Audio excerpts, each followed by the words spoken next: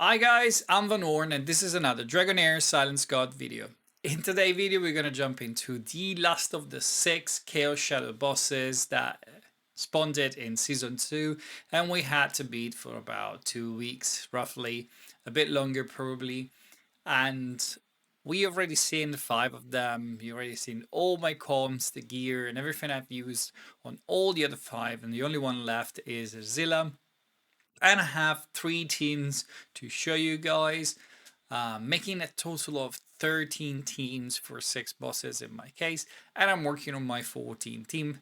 I'm not sure I'm gonna get that one done, but you never know. And maybe I'm going to be lucky with the pools and get some of the champions to complete 14 teams.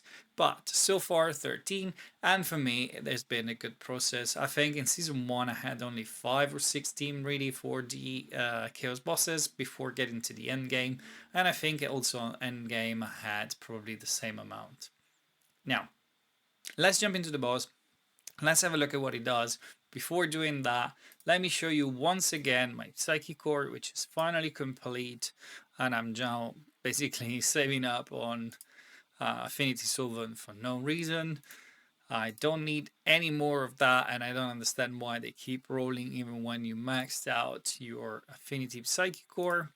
And the Alliance bonuses are all maxed out as well. D-Boss, it's a Summoner. He's gonna stand still on the front as long as the tank is over there, and he's gonna summon 2 skeletons at a time. Then they're gonna attack together your tank. The game here is basically keeping your tank alive as long as possible and let the rest of the team do the damage. If you have good tanks, you are in a good position for this boss. You just need to keep them alive through the fight. As long as they stay alive, you can keep pushing the damage and get to a good score. Nothing else is really needed. You place your tank at the front, your rest of the team on the back. There's no specific position over here. There's nothing really that can help in looking at timing or anything like that. So let's jump into the comp. I'll show you the comps and the gear because there's some interesting choice over there.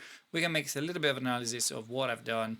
I've initially started from a team that was probably composed by Quesitia, Dine, Erich, another wild DPS. I don't remember if I was using, I don't remember which one I was using, and Adolphus to protect the team.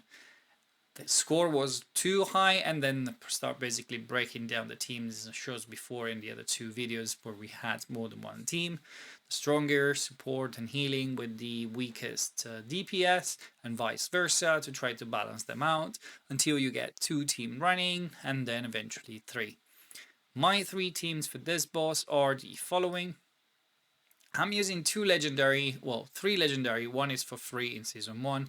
I'm using 2 extra legendary, but I'm gonna give you a couple of options for replacement, and that will make this comps basically free to play if you run those tank instead of the one that I'm running right now. So let's start from the top one. I'm using Erich, Horus. I keep confusing the name of this too. I'm using Horus, the epic champion tank that you get on day 3 of the game, and for this fight is probably one of the best tank to run on this boss.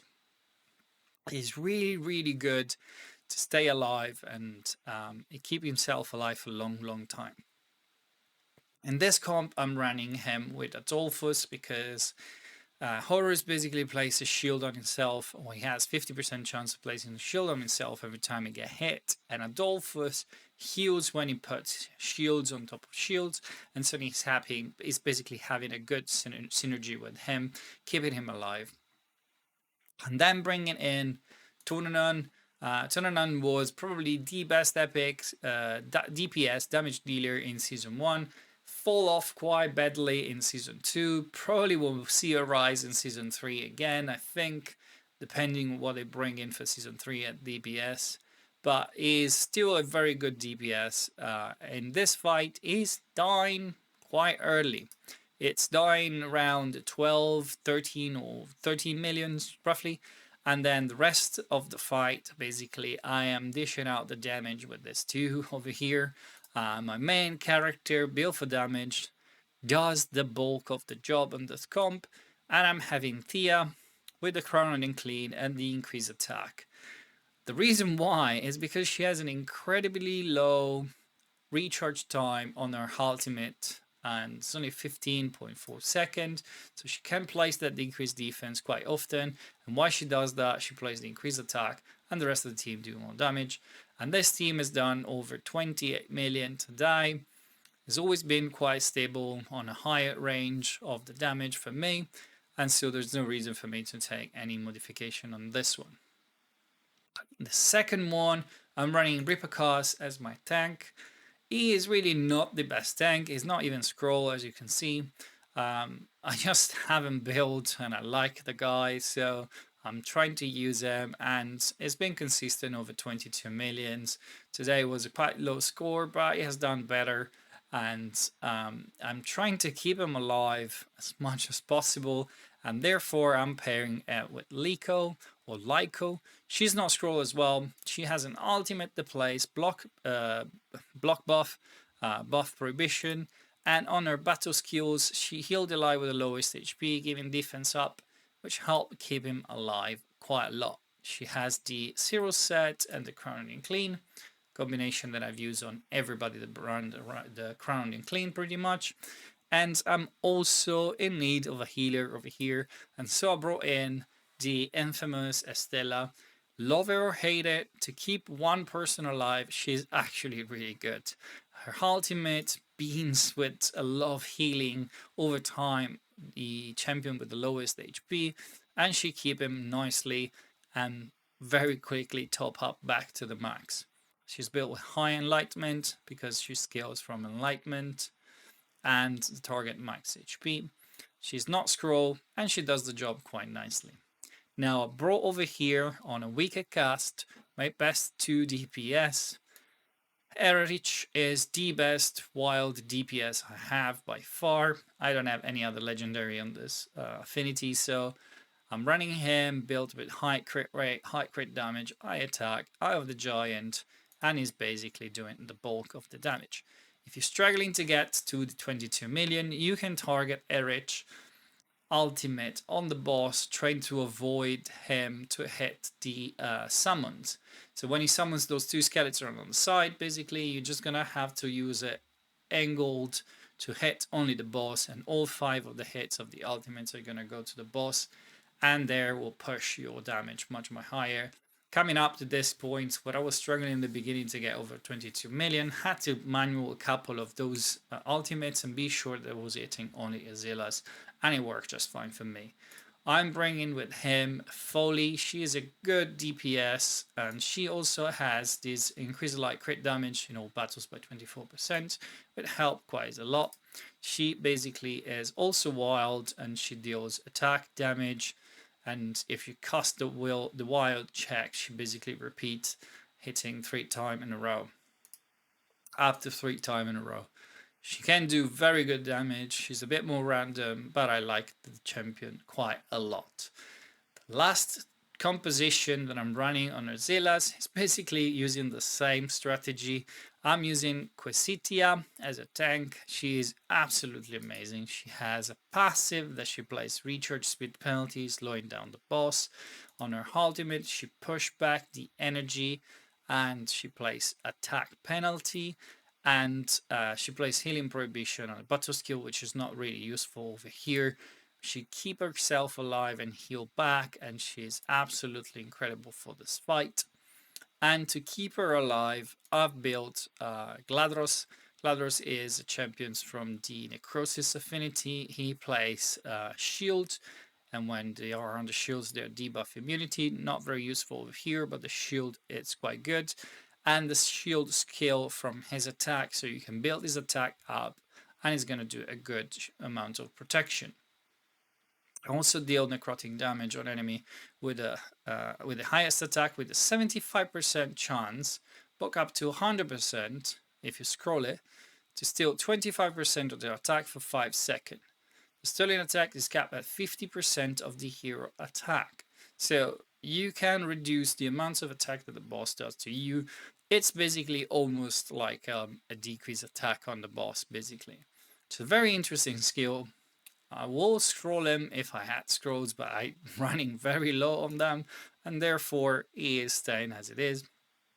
And he is in the Monolith set to bring also some extra healing for Quesitia. And then the passive really doesn't do anything over here. I'm also bringing in Dane to try to remove the increased attack that the boss plays on himself. On the other comps, I have a block buff, and therefore I don't need to do this. Except for the first one, where I forget completely what to do and how to go in and do damage. But on this one specifically, I'm using with the Crowning Clean, the 0 set, I'm placing basically the decreased defense, or try to place the decreased defense, removing the decreased attack, placing some decreased attack, I don't know if it's the small version, and doing some damage. And I'm bringing in 2 rare DPS from the Wild Affinity, which are both really good. Neda, most of you know her, she is really a good option for damage. She has an attack aura in dungeon, which is not useful over here, but she does a good amount of damage. She does a lot of damage on her ultimate, on the battle skills as well. And then I'm bringing him, which was kind of a surprise. I was talking to Scratch a couple of days ago about how much this guy is surprising me. And I don't have it even scroll. I'm probably gonna do that tomorrow, considering that I have some rail scrolls piled up. And he's doing very impressive damage. I'm quite surprised about this rate, to be honest.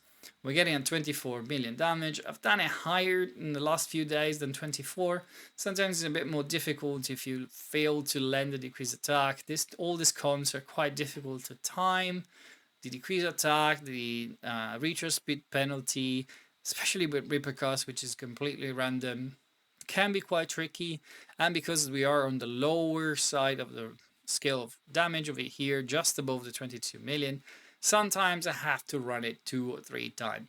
But with that exception, I've been able to do 22 millions with 3 comps since I've been running this basically, and it's been working just fine for me. So we said in the beginning that I'm going to propose to use a couple of replacements for Ripper Curse and Quesitia, and the 2 tank in questions are Irma from the Necrosis Affinity. She's really good. She has a damage mitigation on her ultimate, and she's really tanky, so you can bring her for sure, and you're just gonna like the decreased attack or the block buff that these 2 guys are bringing, but she's still gonna stay alive pretty much like Horus does. And the other tank is going to be Isolde. I don't have Isolde. I'm gonna get her as soon as I get to that epic chest where I can choose him from the box. And I'm gonna get my hands on the last tank that I need for this fire affinity. She has the decreased attack on her ultimate. She shields herself, reducing the damage she take. If you pair with someone else and bring some heal, she's gonna basically stay alive for the entire fight. Probably she's not as good as Horus for this fight specifically, but she's a better tank overall. And you can definitely try to snipe her from that epic chest if you don't have her already.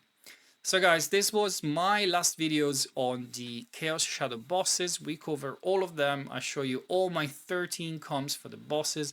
I hope you enjoyed the process, and if you did enjoy the content, I'm trying to bring as much guides and breakdown for this game as possible for you guys. So if you like the content, please consider leaving a comment down below. Like and subscribe, and I'm gonna see you soon with another video about Dragonheir Silence God.